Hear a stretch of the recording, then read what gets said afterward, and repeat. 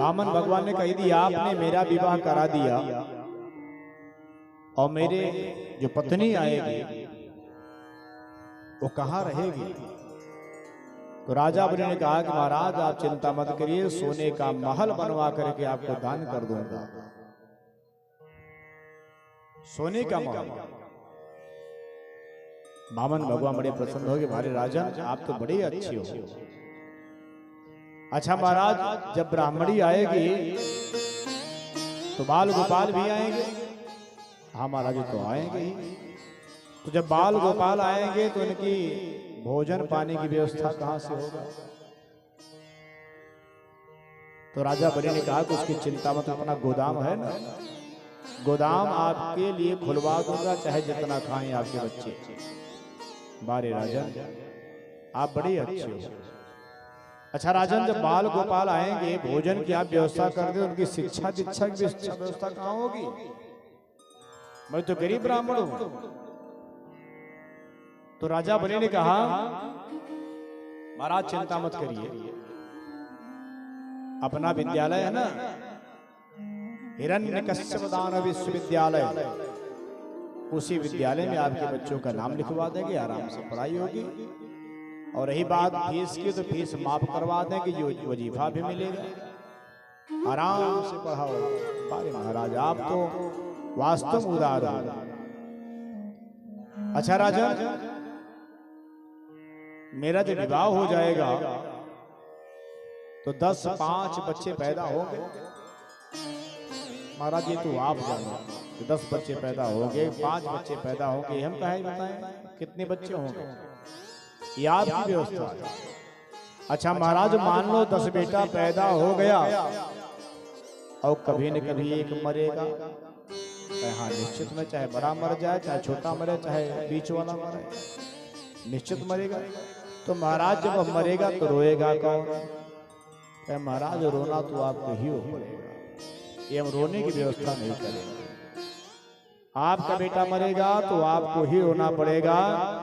तो वामन भगवान ने कहा कि राजन जब लास्ट में रोना ही पड़ेगा तो हम विवाह ही क्यों करें? मैं विवाह नहीं करूंगा। अब तो राजा बलि अपना सर पटके, हे भगवान 3 घंटे से इस ब्राह्मण को मैं बना रहा था, किसी तरह विवाह के लिए तैयार हो गया, विवाह हुआ नहीं, बच्चे पैदा भी हो गए, खाने पाने की व्यवस्था भी हो गया और मर भी गया। यानी जहां से शुरू किए थे फिर वहीं आगे खड़े हो गए। महाराज जी ले लीजिए, कुछ तो ले लीजिए। अब वामन भगवान समझ गए यह देगा, अब तैयार हो गया देने के लिए। तो वामन भगवान ने कहा चलो कुछ ऐसा काम करता हूं कि मुझे भी कष्ट न हो और आपको भी कष्ट न हो। ऐसा करो कि तस्मात् तत्तो महीमी सद वृणेह वरदर सभात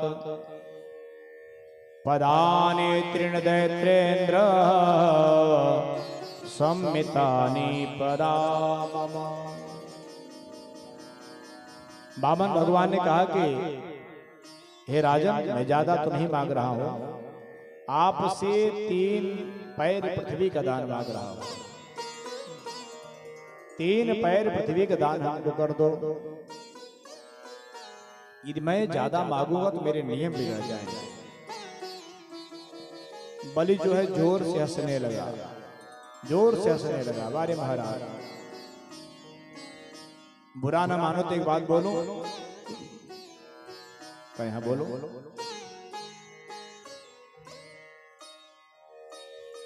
कि आपको मांगने नहीं,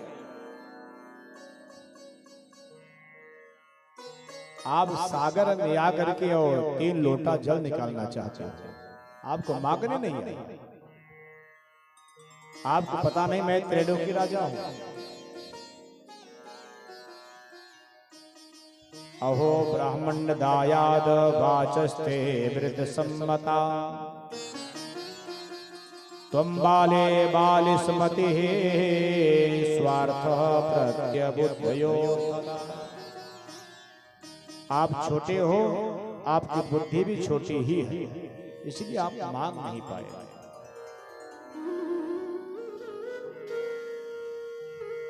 ठीक है महाराज, जहां से कहो मैं नाप दूं। बामन भगवान ने कहा महाराज हमारे बात को आप ध्यान से सुने नहीं हो। कहे क्या?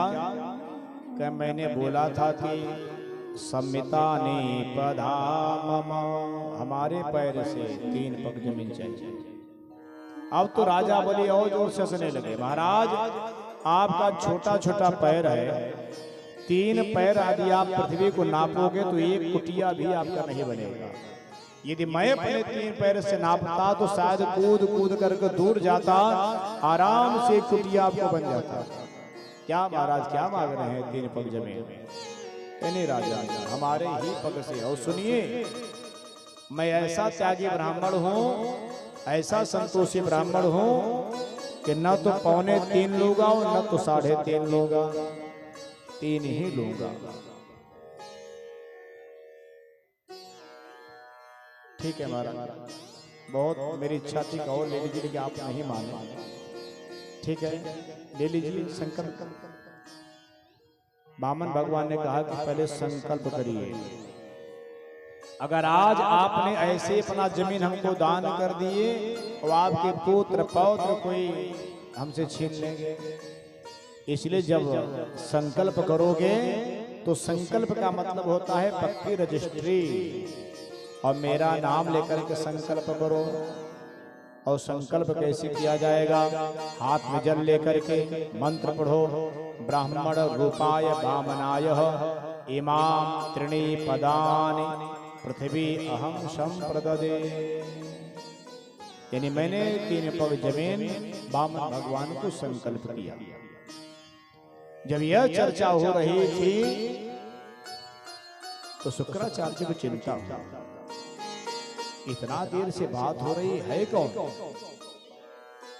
जब शुक्राचार्य महाराज ने ध्यान से देखा तो बोला ओ आ गया छलने के लिए। शुक्राचार्य जी आए और राजा बलि का हाथ पकड़ करके कुछ दूर ले गए। बोले कि राजन ये कौन है जानते हो? तो राजा बलि ने कहा कि महाराज ब्रह्मचारी है, बहुत सीधा ब्रह्मचारी, बहुत संतोषी ब्रह्मचारी है। लेन देन की बात चल रही है, कितने घंटों से कुछ ले नहीं रहा है। वामन भगवान। शुक्राचार्य ने कहा कि राजन ये वामन नहीं है, 53 भी नहीं है, ये 54, 55, 56 हो जाएंगे। इनके चक्कर मत पड़ो। क्यों गुरुदेव ऐसा क्यों कह रहे हो? कह सुनो राजन, ये कौन है जानते हो? ये सबैरोचने साक्षात भगवान विष्णुरव्ययः। क्या विष्णु है? कस्पाद तिर्जातो देवानां कार्य साधक। ये देवताओं के कार्य को सिद्ध करने के लिए वामन बनकर के आया हुआ है। राजन 3 पग मांग रहा है ना? कहे हाँ महाराज, सब कुछ ले लेगा तुम्हारा, कुछ बचेगा नहीं तेरे पास। राजा बलि ने कहा नहीं महाराज, ऐसा तो ब्राह्मण मैंने अपने जीवन में नहीं देखा। मैं कब से कह रहा हूं कि ले लो ले लो, लेकिन ये महाराज जी कह रहे हैं। और ठीक है गुरुदेव जी, यदि अब तो मेरे दोनों हाथों में लड्डू है, दोनों हाथों में लड्डू है। अगर यह वास्तव ब्राह्मण होगा तो न तो 2.25 लेगा, न तो 3.25 लेगा। यदि वास्तव में यह भगवान होगा तो मेरा अहोभाग्य कि मेरे द्वार पे भगवान स्वयं याचना करने के लिए आए। मेरा सौभाग्य है कि भगवान आए हुए मांगने के लिए।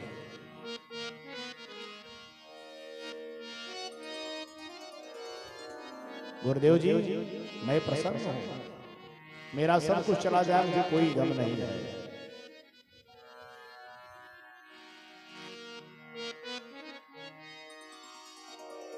शुक्राचार्य ने कहा नहीं नहीं राजा जाओ, मना कर दो, मैं नहीं दूंगा, बाद में कभी आना। राजा बलि ने कहा गुरुदेव जी आप मेरे गुरु होकर के हमसे करें झूठ बोले, ये शोभा नहीं देता। मैं झूठ नहीं बोलूंगा गुरुदेव, चाहे जो हो जाए। तो शुक्राचार्य ने कहा तो मेरा शिष्य होकर मेरी बात को नहीं मान रहा है। बेटा कहीं कहीं झूठ बोलने से पाप नहीं लगता। स्त्रीषु नर्म विवाहे च वृत्त्यर्थे प्राण संकटे गो ब्राह्मणार्थे हिंसाया नानृतम स्याज्जुगुप्सितम्। देखो स्त्रीषु अपने पत्नी से झूठ बोलोगे तो पाप नहीं लगेगा, ये गुरु शुक्राचार्य जी ने कहा। क्योंकि यदि अपने पत्नी से आप सही सही वो बता दोगे ना, और निश्चित जाकर दूसरे से बता देंगे, क्योंकि माताओं के पेट का पानी पचता नहीं है, तुरंत बता देंगे। यदि आपने कह दिया कि मेरा तनख्वाह 90,000 है, तो बड़ी प्रसन्न हो जाएंगे, बड़ी प्रसन्न हो जाएंगे। किससे बताऊं, किससे बताऊं। अगर कोई उनकी सखी मिल गई, थोड़ा सा बनावटी कर रही है कि सुनो हमारे भी 90,000 कमाते हैं, क्यों तुम्हारे नहीं, यानी उसके पूछने के पहले बता देंगे कि हमारे भी 90,000 पाते हैं, तुमसे कम थोड़ी हो। कहने का मतलब है कि कह रहे हैं कि अपने दिल की बात अपनी पत्नी से कभी मत बताना, नहीं वो तुरंत दूसरे से बता देगी, और जब दूसरे से बता देगी उसका परिणाम बुरा होता है। आपका तनख्वाह 90,000 है, तो उनसे बोलो भैया 30,000 है, तब ठीक है। और कहीं 90,000 बता करके वो 85,000 दे दिए, कहीं 5,000 कहाँ गया, 5,000 कहाँ के हिसाब दीजिए। तो कहो कि मोबाइल में भरवा लिए, फिर तेल भरवा लिए, पान खा लिए, तो हमसे मांगना चाहिए ना कि आप खर्च कर दियो। तो शुक्राचार्य ने कहा कि पहला झूठ अपनी पत्नी से बोल, यानी सही बात तो उससे मत बताना, मैं तुरंत जाकर दूसरे से कह दिया। विवाहे कन्याओं की विवाह नहीं हो रहा है आजकल, सब दहेज लेना चाहते हैं, पैसा दीजिए विवाह हो जाएगा। तो यदि हमारे झूठ बोलने से बेटी के विवाह हो जाए तो वहां भी पाप नहीं होता। मेरे झूठ बोलने से किसी की हत्या रुक जाए वहां भी पाप नहीं होता। मेरे झूठ बोलने से किसी की लड़ाई रुक जाए, हिंसा रुक जाए, तो राजन ऐसे स्थान पे झूठ बोलोगे तो पाप नहीं लगेगा। लेकिन राजा परीक्षित ने कहा कि हम झूठ नहीं बोलेंगे, कुछ भी हो जाए झूठ नहीं बोलेंगे। शुक्राचार्य ने कहा कि तू मुझसे जुबान लड़ाता है, मैं तेरा गुरु हूं, मैं तेरे हित की ही बात कर रहा हूं, और मेरी बात नहीं मानोगे, जा मैं तुझे श्राप देता हूं, तो श्रीहीन